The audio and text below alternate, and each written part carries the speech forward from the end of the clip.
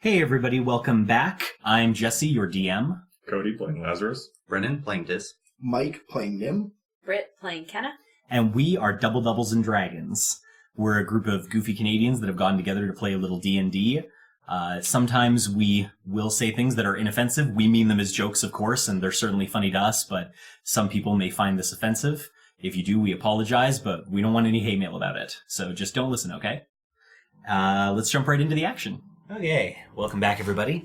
Quick recap of where we were. The party has found a graveyard. They're walking around it while on stilts and trying to learn all that they can about the town and its environment, and also the God Tree. New friends, the God Tree. So you had just finished talking to the tree, and you'd learned a little bit about what's going on here. So what to do now? I do want to mention, between me and Kenna, Yeah. Okay.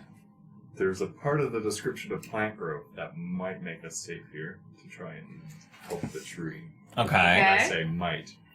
And the thing is here, channels vitality into plants within a specific area. I was thinking for the true, And the but the it says tree? all normal plants in Yeah. 100-foot radius. So, it depends on whether Jesse wants to include the death vine is not normal, but in that case, the tree might also not count. but the tree would count because trees always take nutrients from the soil. Yeah, that's but can we do it without powering the death vine? that's the thing. Yeah, that's a tough question. I don't know if you have the answer to that. No, that's why I'm bringing it up, because we both The got the it. vines are experimentation. unnatural to you, but that doesn't mean they're not a They're natural natural. plant. Mhm. What are you talking about? Could Some I do- natural light you Could I do some? Could I do some investigations of that? You could. How would you tell apart a natural plant from an unnatural plant? The amount of magic in it. Could be, but Nim already looked at these vines and didn't find them particularly empowered by Maybe look for magic. something fayish? Yeah. Their source of Recognize energy? Their source of energy. Their source of energy, but I mean, like a Venus flytrap It does seem to be their source of energy is physical material. is fear. Yeah. Yeah. But I mean, it's not normal for plants to be able to feel out a heartbeat. Or be able to refer to themselves via a name and other shit. Yeah. At least as far as you're aware, it's not. Well, if they, The question is, do you want to take that? Yeah. if we go with the name thing though, then the God Tree's not natural either because it thinks it's the God Tree. That's where I was concerned. Going in. Because I've also thought about plant growth, because that was my immediate thing. I was like, I could plant growth this God tree like a motherfucker. Is normal from your perception or like an objective point of view? Because if it's perception, Normal would be objective, because the spell would That's pick what's normal and not normal. Okay. Tonight I'm going to pray to my Leaky very hard and ask her this very question.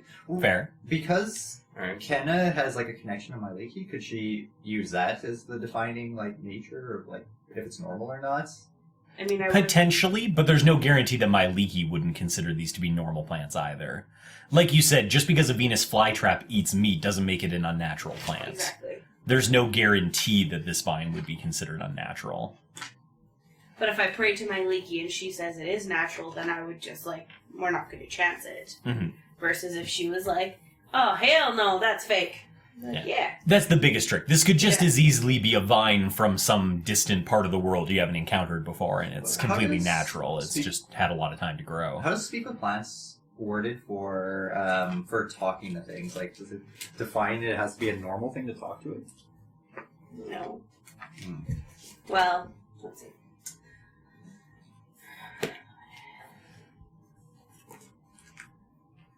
You can follow my simple commands.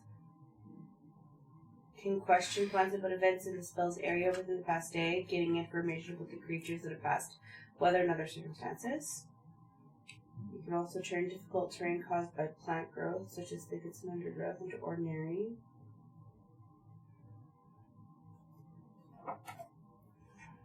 They may also be able to perform other tasks on my behalf at the DM's discretion. Oh yes, because you imbued them with sentience. Mm-hmm. Spell doesn't enable plants to uproot themselves and move about, but they can move. But that could be because wasn't the vine like out of the ground and moving?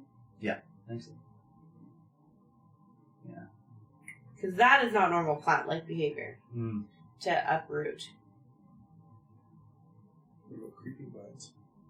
But they don't uproot themselves from the ground. They Well, move where around. have we seen this thing uproot itself? We just knew that all the vine tendrils were moving. Because, like, there's certain plants that, like, the I know. creeping vines, like, they spin around like this until Yeah. they hit something. No, that's not what I'm saying. That's why I was asking, wasn't it up and out of the ground last night? Because in my head, up and out of the ground means not rooted into the ground. Well, I think we just knew all the tendrils were moving around everywhere. I don't know if you saw roots being moved. All good points. I'm enjoying you guys thinking it through so carefully. Evil plants. I see no reason to interrupt you, so I'll just let you keep going. Alright. I think our best bet is to let me pray to my leaky tonight. So did you want to try to do like some sort of seance here and now while we're poking around, or Sure, why not? see we all? I mean, I should still have speak with plants on. Yeah, lasts for an hour, right? Can I 10 also, minutes. if we're gonna seance this shit, I want to try to communicate with Meyer mentally. Okay. I mean, you are in a graveyard. Yeah, my goal of this is to see if I can gain some sort of ability or use his through some sort of channel, try to detect the lost life or bodies around me. Okay. Basically, yeah, the people in the graves, and see just really if they've been desecrated themselves, like the bodies have been desecrated, or if there really is a pinpoint. If I can pinpoint, like, Yeah. there's bodies here, but there's none in this grave. So kind of thing. No, I think that's fair. So if you two are both going to try to seance in such a way, what are Nim and Lazarus, what are you guys going to do? And how long are you guys willing to sit here and work on that? How long does it take us to get this far? About a half an hour. It's a slow, deliberate pace. Best guess, what time of day would it be right now for us? Well, I mean, you all got up when you weren't tired anymore, so, I mean, you do all tend to pretty reliably wake up around 8 or 9. So it can't be much past, like, if it is 10, it can't be much past 10. I'd probably spend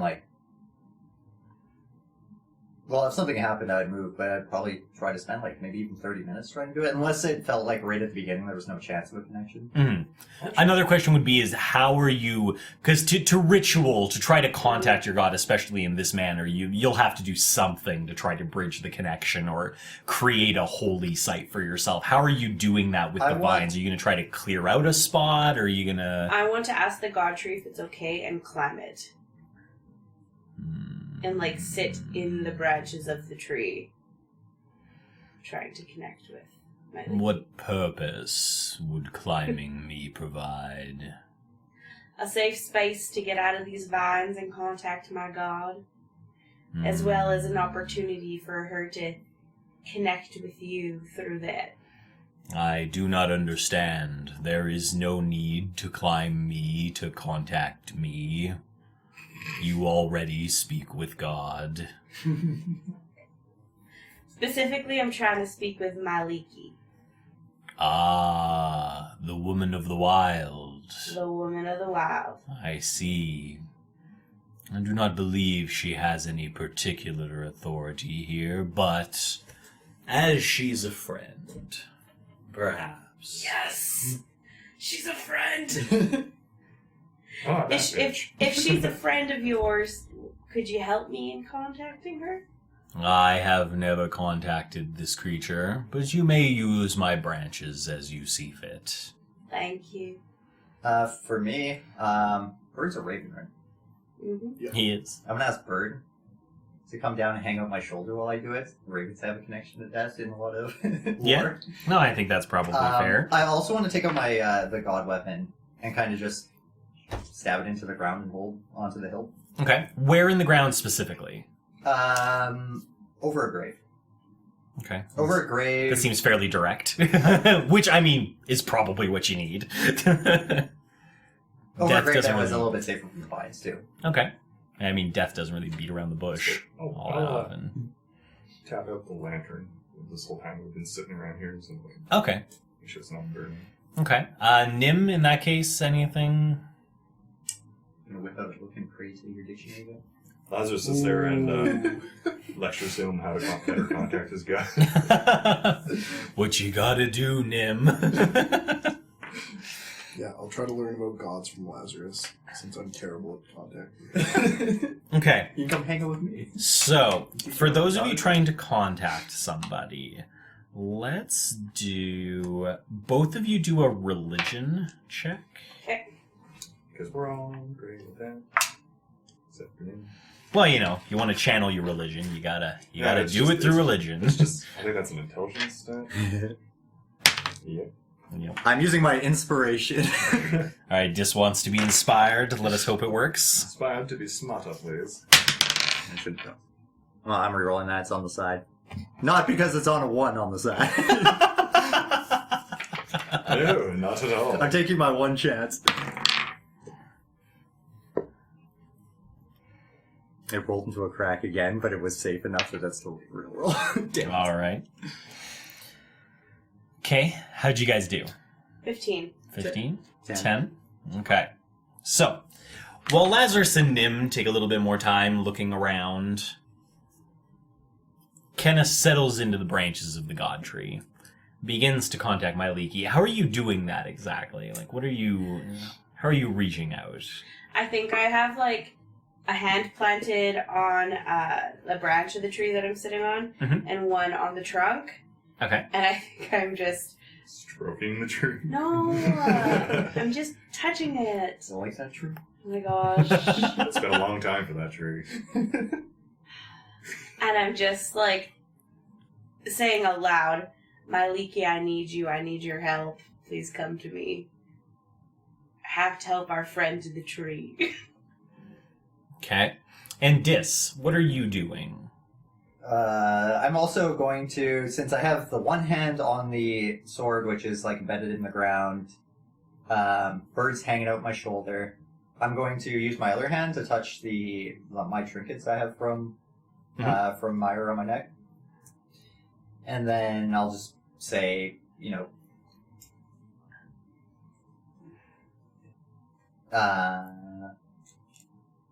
through death I contact you, Meyer. Type thing. Okay. You better talk, motherfucker. And you're seeking information, something in particular, right? So you're thinking of that while you're doing it, I assume? Yes, I'm trying to ascertain the life around me or death around me. Okay. Who wants to be the white die and who wants to be the blue die? Blue. Which one rolls higher on Gen? It's usually blue, but sometimes white's surprising. I'll go with the white. Blue's already been chosen anyhow. All right. What about your black die specifically for Diz? Whoa. Okay.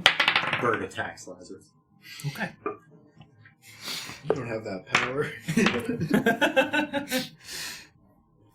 All right. So Kenna sits in the tree for just shy of an hour, trying to focus, be in contact. By the time your hour is up, Kenna, you don't feel any particular connection.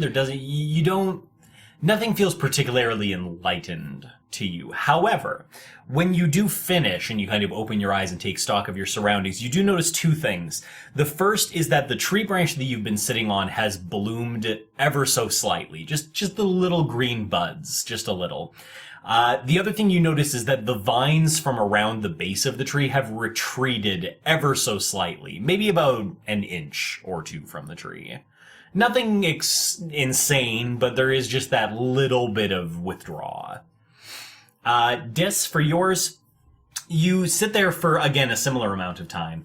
Again, very similarly, not a very strong connection, but nevertheless a faint wisping of something. And the longer you sit, the more you kind of become aware of, almost like if you had stabbed your sword into, say, a watermelon, you would feel a weight on the end of the sword. And you start to get that sensation through the ground that there's a weight, there's something underneath it. And you kind of, as that feeling expands, you realize that that's the feeling of the body that's in the bottom of this grave. And as you kind of spend the rest of the hour, that sense expands little by little, and you kind of become vaguely aware of where each of the bodies in the cemetery are. And more importantly, the voids where there aren't any bodies. Almost exclusively accounting to where the headstones were destroyed. Although there are a couple of plots that are empty that have headstones on them that aren't destroyed, but they seem pretty new, so it might just be a case of they didn't get a chance to bury them, but they did get the headstone up, sort of thing. And the voids, I feel, are those accompanied by like less vines around there, or zero vines around those gravestones? Not in particular. Okay, so the vines don't seem directly related to them at all. Okay. But definitely there is a connection with the broken Yeah. headstones. Yeah, the headstones the broken ones definitely correspond to missing bodies. I'll tell everybody about that. Okay. I'll tell everyone my thing. Also, I got a tree bloom. Also, Bird waits for exactly 1 hour to go by, and then right near her is like, it doesn't look like it worked! The power of death flows through me, Bird.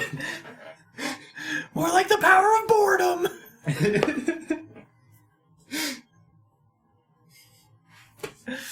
Okay. I feel like, from what I just did though, that the vines might not be natural because they definitely did not like whatever was flowing into the tree.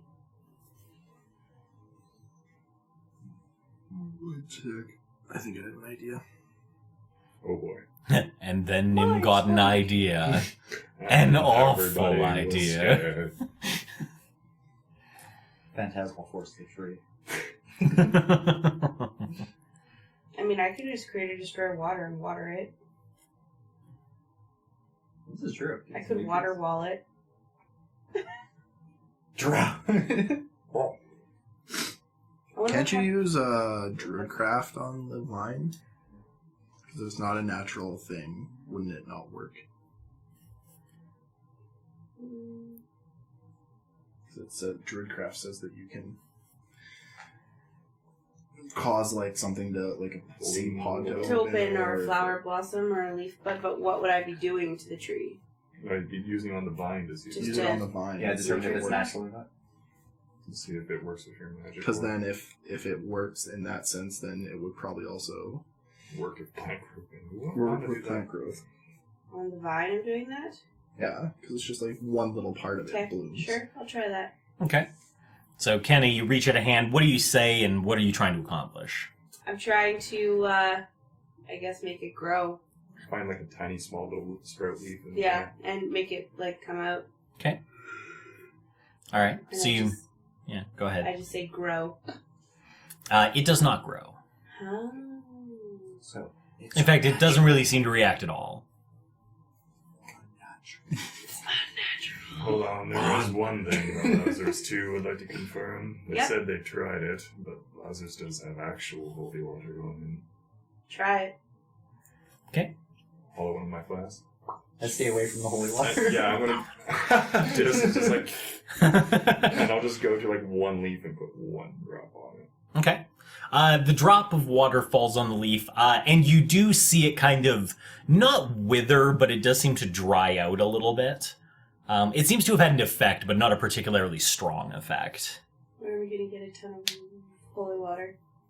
We just gotta, Not here. It's 50 gold a flask. Oh, God. can't we just gotta drop like a cross into the well? I think I saw that in a movie once. It'll work, right? Yes, Lazarus will just take his symbol and ditch it here.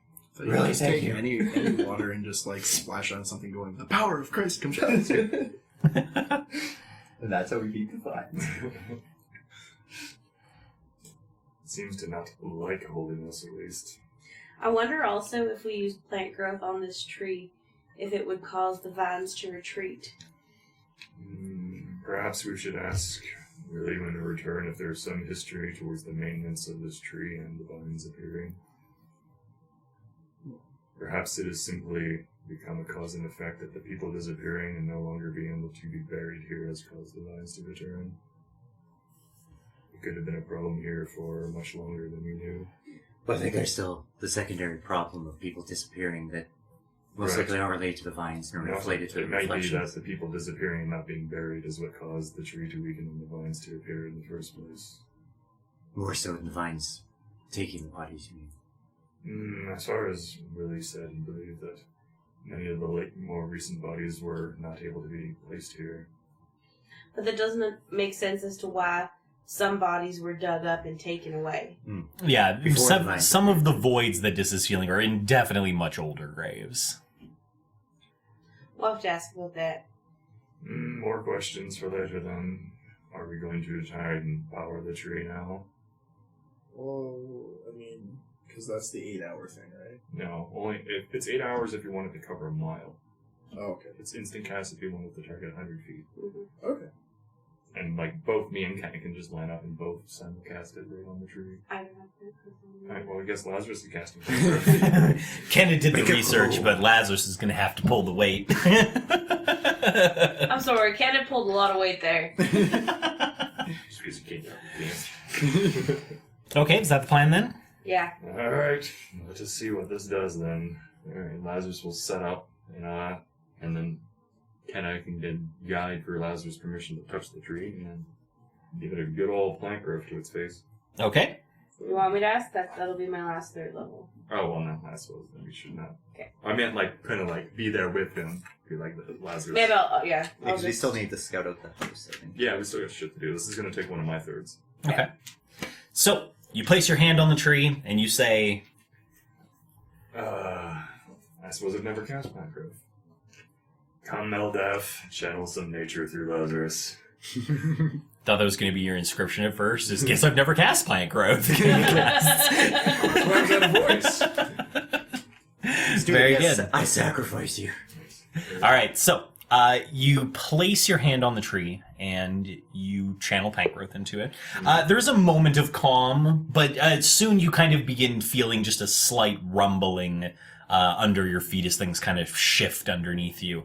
And over the next minute or so, you do watch the tree kind of not so much grow, but more just kind of swell out to its proper size, kind of regains that water that it's lost. And the trees don't, or the branches don't immediately sprout into leaves, but you do see the little spring buds do spread kind of all over the tree. It seems to have helped it recover, but it's not a magic pill. Yeah, it's not So like to I speak. put more nutrients in the ground. It's just like it got an IV drip. Yeah, exactly.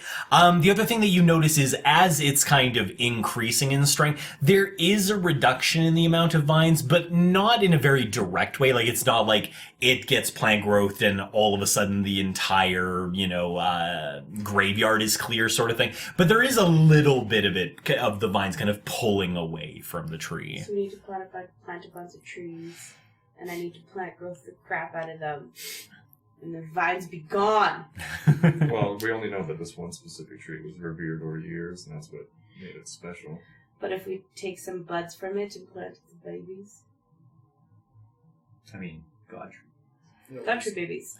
Lazarus, you're still standing there with your hand on the tree, right? As you finish casting, you feel the bark of the tree shifting a little and kind of just moving and groaning a little bit under your hand. And kind of suddenly you feel something very cold touch the palm of your hand. You pull your hand away, and there's just nestled in there in this little nook of the bark around the tree, there's just a small bronze key that's sitting there, right kind of where your hand was. A key? Yeah, like a key. Key to the tree We realm. did something right. Is it like really ingrown in, or is it? No, pushed out it's pushed out now. now? Give it a Yeah, it just, I give it a ping. Oh, you give it a ping. It's just a key. It's not, you're not really good or bad or ugly. It's just a key. I was just like, hello, shiny. Shiny what? I was right there. There's a key in the tree. It's a Dr. Seuss book. Grab the key. There's a key in the tree. Why would this be? I suppose I take the bronze key. Okay. And then hold it up for everybody. And then I suppose I'll actually take a look at it and see if there's anything on it. Outside of it being a bronze key, the teeth shapes are not like a squared off edge. They're more of like a angry, sharp edge to them. But it's kind of got that similar skeleton key shape. There's a rounded end, there's the rod, and then there's a couple of teeth on the end. Old style bronze key. And the only thing in this graveyard are the graves themselves. There's not like a mausoleum or... No, nothing of that kind. It all seems to be fairly poor. It could be something to one of the related buildings. Oh, for sure. Have we seen any locks that may hold up to this key so far? I haven't really inspected any.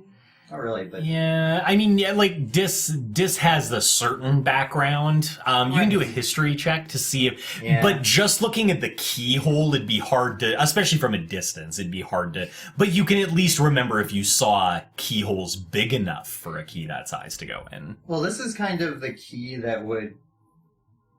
I'm trying to think of how to explain it, but this is the kind of key that would be used for a lock that you wouldn't really expect in a smaller town type of thing. Is that the idea of it? Like visually? It's a fairly large key. Most of the doors that you walked by, if they had keyholes at all, which most of them probably wouldn't in a poor town, it's very likely they'd be small, very simplistic skeleton key style, where you basically get just the wedge with maybe two edges sticking out style. Yeah, this is a very specific, each tooth is a different length. It's definitely more complicated. So like a more elaborate key. So I'm going to try to think in my head or try to remember any more elaborate locks. That Sure. I've seen. Yeah, go ahead. This is not gonna work. So what is our what? History. Yeah, history. 2. Okay. It's funny, when you got here and you were being scared out of your wits by the evil vines of death, you weren't really looking at the locks. That being said, you do feel pretty confident you haven't seen anything that sophisticated. Like, a lock like that, especially like in a town like this, would stand out. It's a lock like that is a lock that gets made in a castle, not in a small town. I with will- It's like a huts. vault key or something. Yeah, it's very, well, like, even, like, if you compare it to your vault key, for example, they're a similar style, but even the vault key seems more magically, it's got a very simple shape, whereas this has it's a very deliberate mechanical shape. Yeah. The teeth themselves are all different lengths. It's very deliberate. Actually, can I? May I see that key for a second? Sure. So lose it. I'll take it, and then I want to just sketch out in my book something that would make sense to me to try to replicate this based on my unlocking Just kind of trace it and make sure you get all the like the and just the size and the edges. And just that if I need to pick a lock that this key would be used for, that would have some idea of how to do it, based on just the key shape. No, I mean, you can totally record the key shape and kind of be like, okay, this one's this tall, this one's this tall, And for I'm just later gonna make a use. point of like watching for locks that may be specific to this key from now on. Like as we go by houses, I'll just have that quick glance at things from the outside. Pretty deep lock to be anyway. Yeah, I think it would be pretty obvious when something came up that would be... Really what's going to happen is if you found 5 locks that all looked right, you wouldn't be able to tell which was which, but definitely there's going to be a big difference between the lock that this fits versus some standard poor lock that somebody has. So I don't think it's unreasonable for you to be able to keep an eye out for it. Okay. I'll give it back to Lazarus. Yeah, I've got it written down. Quest bronze key. Quest Key bronze. items. So I know that it's actually Related to this. Yeah, exactly. I don't want to look in my backpack like a year from now and be like, what the fuck is this bronze key? Like a certain unmentioned powder. Yeah. This is why I go for keys now. When I give you guys keys that don't look like keys, people forget they're in their bags. When did I get this? When did I get this mysterious orb? It's not important. Okay, so you have a key. Tree has been repaired. I think we're good at the graveyard for now. Are we just going to head back down the path and pick one of those archers? Yeah, we should try to check out the houses now. Yeah, you're probably Yeah. getting closer to 12, like to noon. How bright is it looking? I suppose I have to ask how far my rope got before I leave it behind. Well, it can go two ways. I thought you were just kind of like dragging it behind you and just kept it with you. No, I was leaving. You were just leaving it back there. If we got like kind of lost, then we could find the rope at some point and in the intersection, and then we would know where we were. It probably made it a little past the T intersection, Yeah, but so not much further. Yeah, so like if we do get lost, You at least know which intersection's the right one. Yeah. Cool. Okay, so you guys are going back to the arches? How bright is it outside?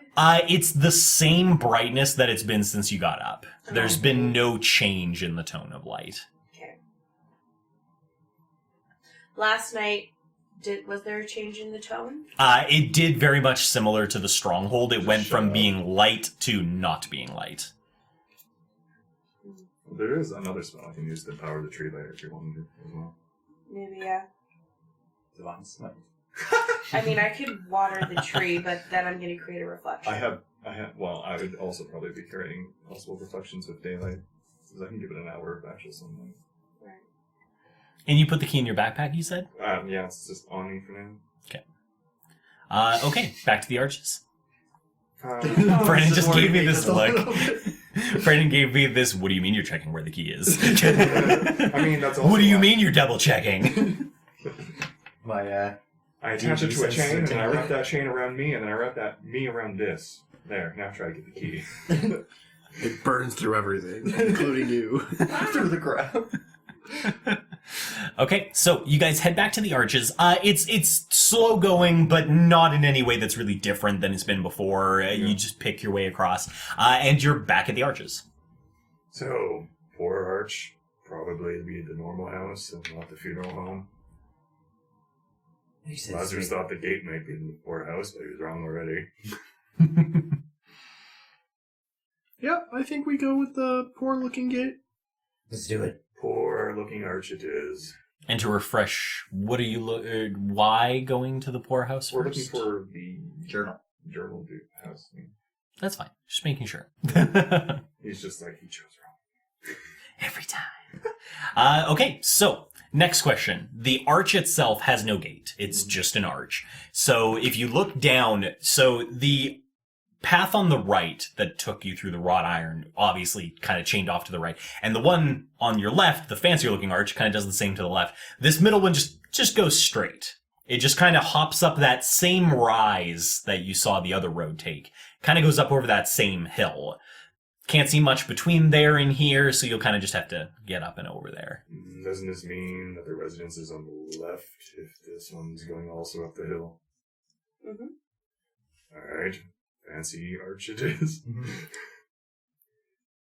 We're assuming that one's going to go up to the funeral home. To the fancy arch. Fancy arch. So we'll check the left first. Okay, changing your mind, going for the left one. Okay. So, you pass through the arch, and once you get onto the other side, it's kind of a tone change. When you go through the arch, the mist doesn't clear a little like it did for the cemetery. It thickens. Not a ton, but it does change perceptively. You can kind of go from seeing about 10 feet in front of you, but you can kind of see past that a little bit, to like 5 feet in front of you is where you can kind of see stuff, and by 10 feet it's completely lost. So that fog just kind of tightens in around you. Well, this is spooky. Poor Arch. Lazarus, our brave paladin, walks in, fog gets thicker, so the other door? Don't want to go this way. Well, I mean... Time. I want to pull up my god sword and I'll lead the way. Okay. The way I have the power of death. We'll hope that power doesn't Comforting. find you. Comforting. You're safe with me. Okay, so you guys begin walking. It curves off to the left. Very similar. It is fairly symmetrical. Somebody probably designed this whole thing kind of in a uniform fashion. So you go off to the left. You hook around a little bend, and it's heading up that same kind of embankment. In that area, though, where with the graveyard, it was kind of like a uniform planting of like 2 rows of trees, like somebody, landscaped it a little bit. This is much more lackluster. There's just kind of trees all over the place. It does start to tighten into the road a little bit as you get up over the hill, but it's very lackluster. Just probably somebody put the road through an existing line of trees rather than something they planted themselves. How do the trees look? Pretty ragged. Not necessarily dead, but definitely in hibernation. Do they have vines on them? They do.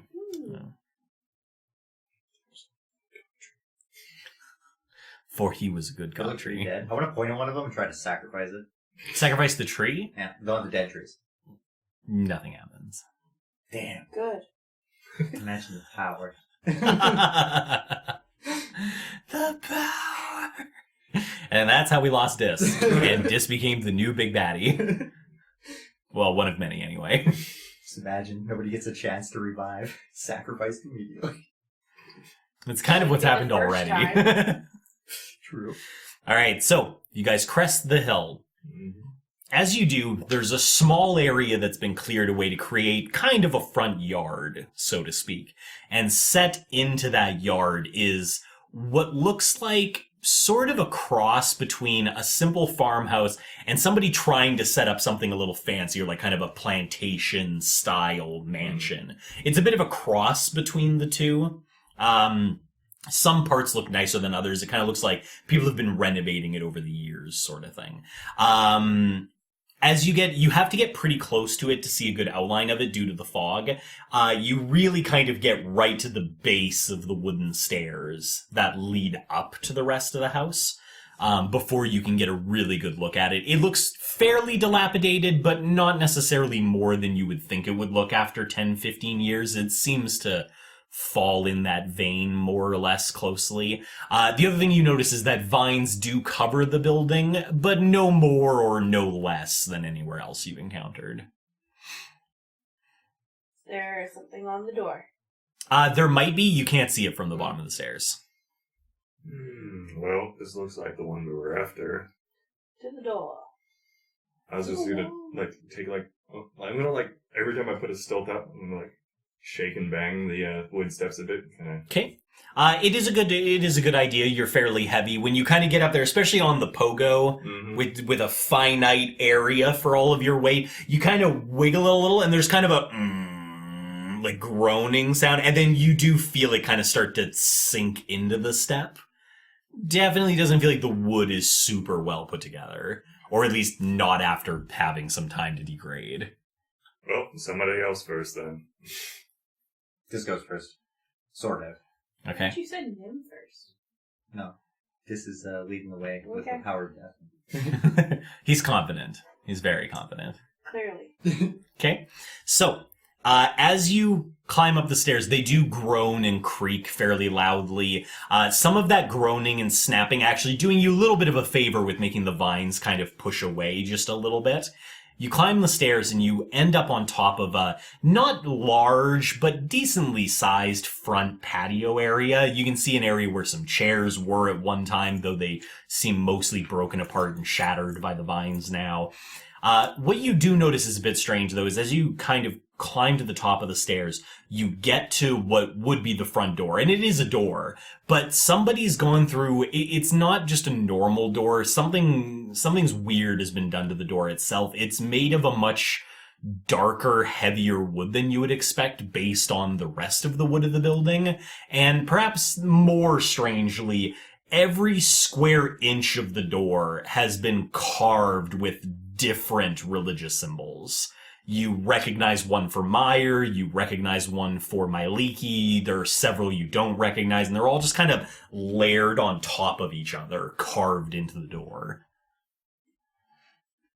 Religious place. Church? What? Religious place. Obviously, that's why we're here. You're both just shouting at fog. That's why we're shouting. We can't see each other. Just as long as everybody understands. Actually, I'll touch the Meyer symbol first. See if Okay. anything happens. Try contact Meyer in my head again. You touch the door. I mean, it feels cold to the touch. But nothing of particular note happens when you touch the symbol. I'll try to open the door. Okay.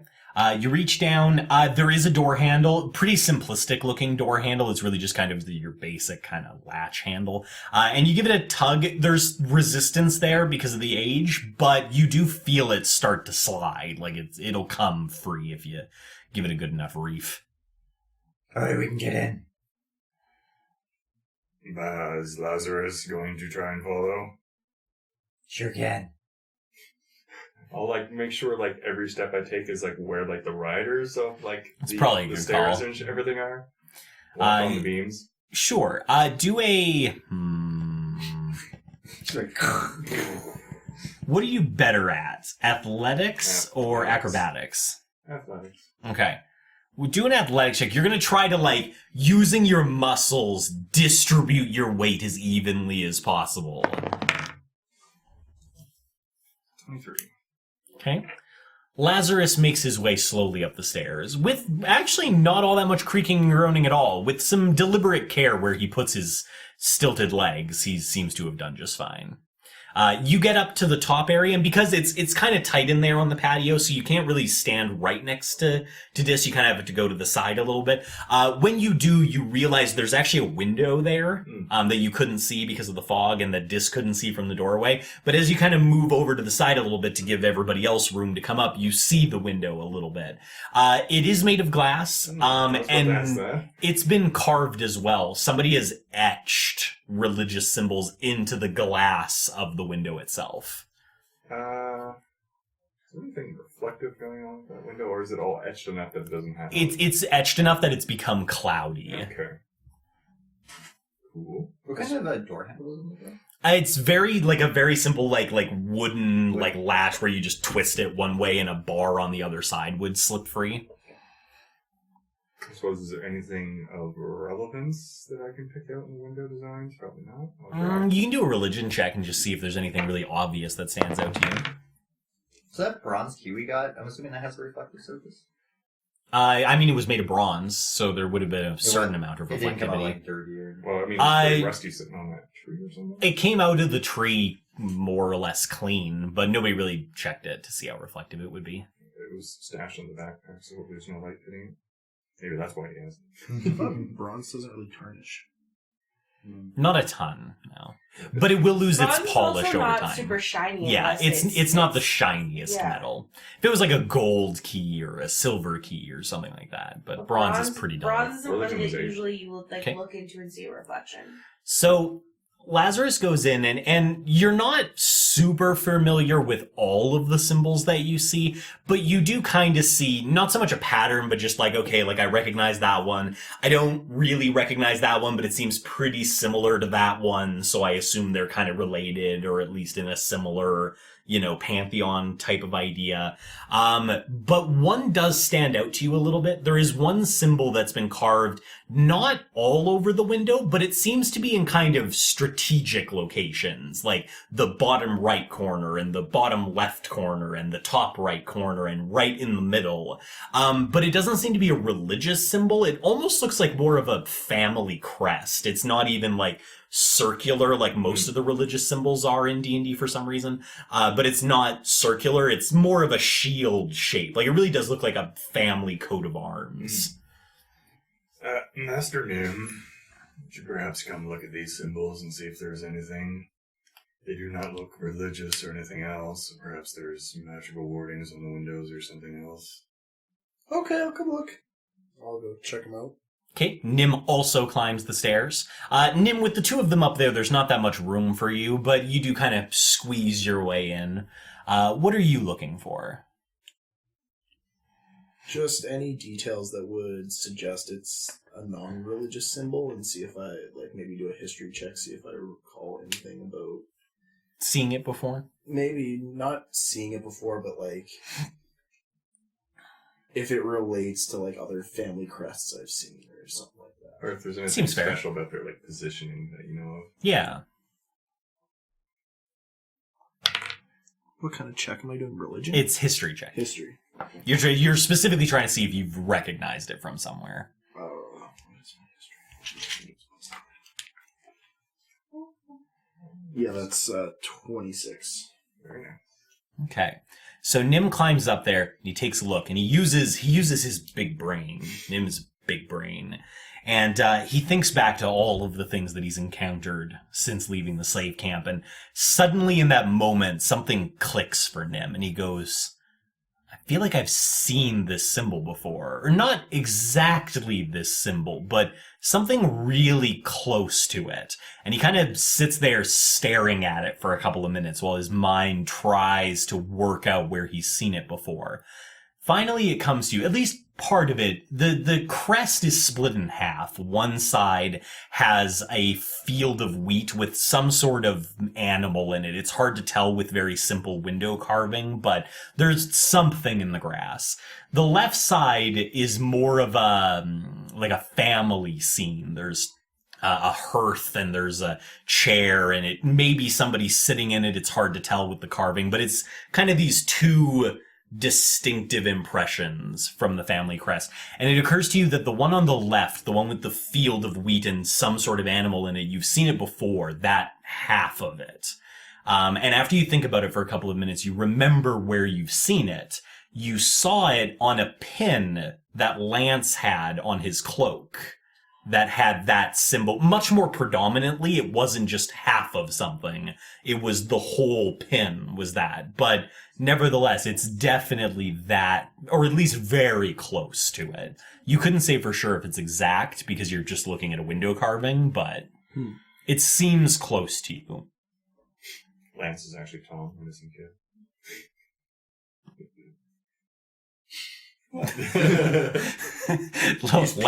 Lazarus laughs, no one else does. I'll pass that along to everyone. I'll shout it down the stairs to Kenna. Okay. Alright, well, that explains those. How about the door, Master Deuce? Time for some exploring, and I show that I can open it. Okay. Do you crack it all the way open it, or just show him that it can move? Actually, I'll crack it open now that we have 3 up here. Okay. I'll call up to Kenna and say, I'm opening the door. So, like, when we get I'm, right like, up to the right bedroom, behind does you guys. the I'm bomb not still gonna be just follow right looking up at to the its bottom. walls? Yeah. But you're like separated by fog right now, so I don't think you can see what's going on. Right. Other than, Nim obviously described some stuff back to her, he said, but Yeah. yeah. So I assume it's somewhat spooky since you're alone in the Yeah, dark. I'm not stoked on it. Yeah, no, I'm really surprised y'all left her alone in the fog. We're just gonna Lazarus only came up just to check out the stuff. I don't actually trust walking into that house if it's still 3. Okay, so Dis, you crack the handle all the way over and you give it just a gentle push. Through the crack in the door, there's no light on inside, but you do get from the windows, even though they're cloudy, there is a certain amount of light from outside getting in. Not a lot, but it's enough that, especially with your dark vision, you can see. And through the crack, you can see the entire inside of the house seems to be vine-free, at least as far as you can tell. That little crack you've got, you don't see any vines inside. Looks like there's no vines inside from what I can see. Interesting. Let's go in. Okay. So you push the door open all the way. Again, it seems clear of vines. It kind of steps into a small, entryway. There's a set of stairs that goes upstairs kind of right across from the door. And then there's 2 entryways off to either side. To the right, especially with your dark vision, you can kind of see it looks like maybe like a dining room type area. There's just a little room with chairs and a table in it. And off to the left seems to be more of kind of like a, not quite a kitchen, but like a staging area for food. From what I can see in the first one, is there anything reflective in here, or is it also been muddied up? It doesn't, so nothing seems to have been dirtied, but there doesn't seem to be anything reflective. Like on the table, for example, there are some plates and cups, but no silverware. Okay. How tall is the doorway? About average human height. Okay. So Lazarus is going to have to definitely get off his stilts to go through.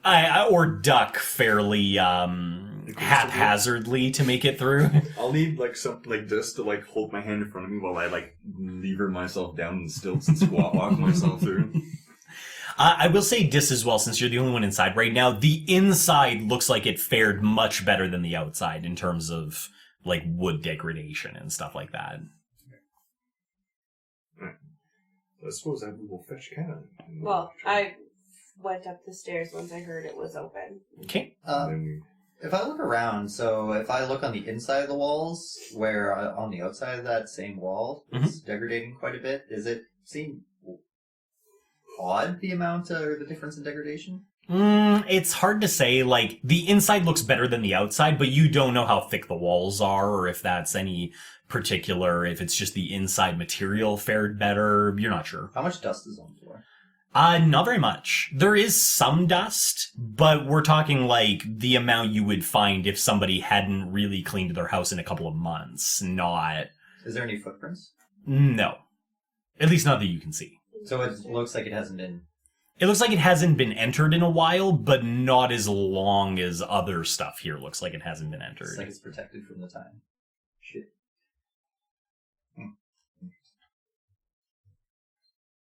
Alright, well, I'll, hearing the door open, I'll enter the house as well, since I will have an easier time doing that. We're all Lazarus creeping. Yeah, absolutely.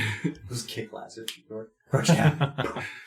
So after a little bit of wiggling and finagling, you've all squeezed yourself into that small front entry room. Do you guys close the door behind you? Do you leave it open? Close it. Probably close it. Okay. So Dis slides it. As he kind of closes it, the latch just kind of naturally falls back into place. And that leaves you alone with the house.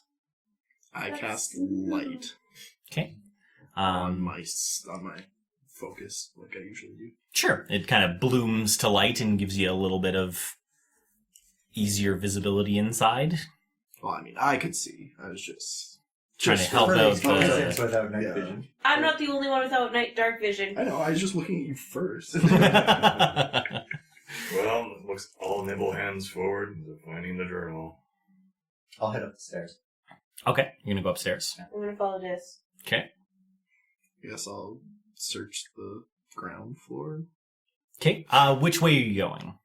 Right or left? Right is the table, left is the food staging area of some kind. Kind of like an extension to a kitchen. I'll do the table area. Okay. Lazarus, does that mean you take the other path? Sure. Okay. So, we will start with Nim. Nim, you go into the next room. It really does seem to be kind of a dining area setup. Furniture is a little light. Not like light as in, like it looks like nobody lives here, but there's a couple of chairs, a table, and a little bit of knickknacks everywhere, but it doesn't really look like a home. There's not a ton of personality to it. There is, as you kind of come around, there's a doorway that leads deeper into the house. Kind of if you came to the right to get into this room, it'd be if you kind of kept going straight after that. It's not a huge area. It's really just this room, and then there's another one kind of if you turn left after coming into the room.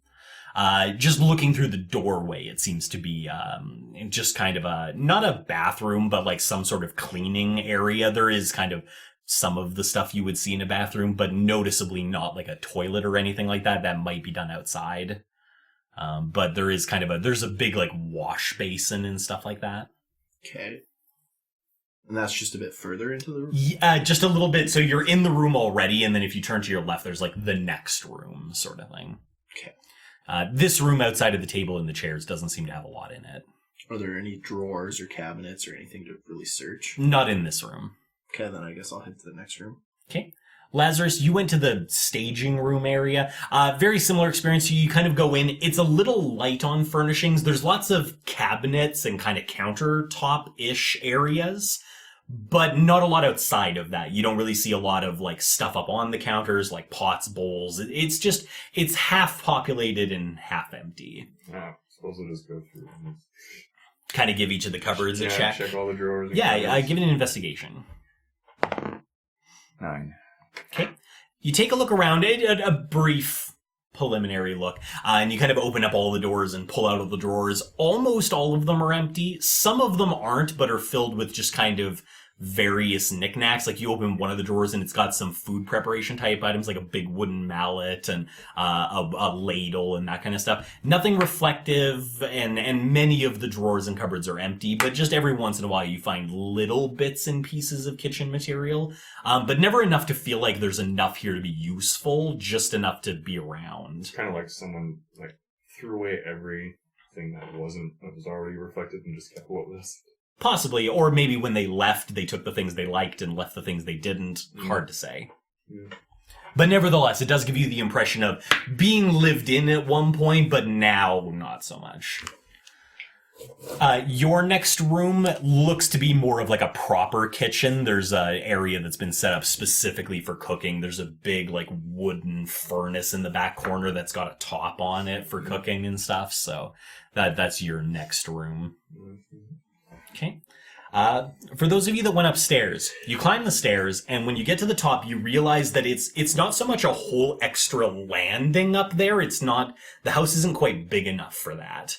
But when you get up there, you do kind of have this tiny little hallway, and then there's just a door to your right and a door to your left. Like, it's just kind of, almost like somebody maybe took like the attic and split it into two rooms. It's not like a full floor. Try the door on the right. I follow.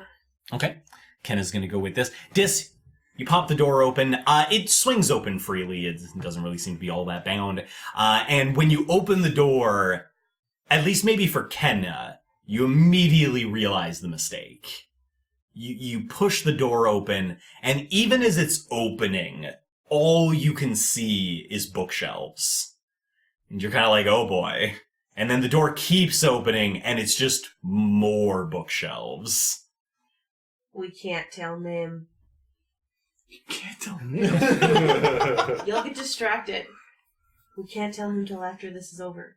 But there's so many books here. Yeah, do you know what he'll do? Read them. That's it. But maybe there's good. But that's all he'll do. Maybe he'll summon Sandra's floating disc and float them all down. But what's gonna happen? We'll when tell him before we leave, so he can come and raid it. What if we tell him after we leave? After we leave, then we're just dicks. Hold on, wait, no, I have a better idea. What if we take some of the books, and we're like, this is all the books we found. Here you go. That's not a bad idea. Nim could handpick his own books? So much distrust. So, you open the door. This appears to be some kind of study. It really only has about 5 pieces of furniture in it. There's a big chair, probably a reading chair of some kind. There's a small table off to its right that has a little drawer in it. And then there are the bookshelves themselves. So there are 3 main bookshelves. They basically cover the 3 walls that are not the wall with the door in it. It's not a big room, so each bookshelf is only about your standard bookshelf width. It's a very small, kind of tight little cozy room. So how many books? Somewhere between 50 and 100. Oh, it's not bad. Is there any books out that are not in the shelves? No, they are all currently on the shelves. I want to touch every single book. Like, just run your hand No, down I the want to, books? touch and pull every single book. Just to see if they pull away? I also Just to see if maybe there's a hidden door or something like that. Okay. I want to look through and see if there's any categorization for the books, Mhm. like they're set up in alphabetical order. Sure. Also, I would be doing as I'm doing and reading to see if there's anything that catches my eye. Sure. Both of you roll investigation. This will be our wrap up of this episode. My plus 2 investigations. 15. Okay. 15 for me. Okay, so Nim, you take a preliminary look at the Dis. books. Sorry, Dis. Nim is not in the room. I'm at least 3 times taller. Well, yeah, but it's not like I just imagine you all in your heights constantly. So you just take a look at all the books and you're trying to figure out if there's any sort of categorization, and you sit there for a good 5 minutes just trying to figure this out. And it finally occurs to you that you don't think there is a categorization here. As close as you can tell, somebody has organized these books by color. Oh, it's a thing. Not by anything else. There's really just all the moderately blue shades of book are all kind of in the same place. and all the red-ish shades of book are in another place. It just, that really seems to be the only categorization you can put your finger on. Any books about Meyer? Most of the titles are not legible. They all seem to be quite old, or maybe just very not well printed. Alright, and also, since Kenna's going to be pulling them out, I'm assuming that's going to take a little bit of time. Yeah, I want to step back and give her the room and the bookshelves, and then I want to... Maybe I'll sit in some of the furniture or something like that. Okay. And I want to try to contact Meyer again. And the goal of this is just to see if there's less of a connection than what I felt anywhere else. Like, if there's some sort of cutoff in the house. Okay, fair From enough. outside, or that makes it stronger. Okay. Do a religion check. Kenna, in the meantime, so you're pulling these books, and... I mean, when you entered the room, you were scared because books. And then when you started pulling them out, you got more scared because most of these books aren't books.